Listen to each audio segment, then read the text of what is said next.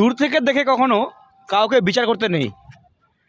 যে মানুষকে দূর থেকে নরম, সরল, সাধারণ, ভালো মনের মানুষ দেখবে, সেই মানুষকেই কাছে এসে রাগ অভিমান দেখতে পাবে।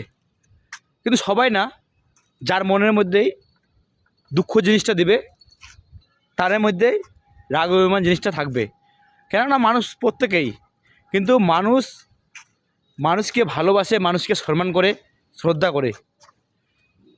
সাপের লেজে পা তুললে সাপ তো সবর মারবেই, সেটা ঘরের মধ্যে হোক বা কোনো জঙ্গলের মধ্যে হোক। তাই মানুষকে ভালোবাসো, কোনো খারাপ কথা বলো না। সেই কথা শুনে যেন সেই মানুষটার মনের মধ্যে, দিলের মধ্যে আঘাত লাগে, তাহলে দেখবে অনেক অনেক ভালোবাসা হবে।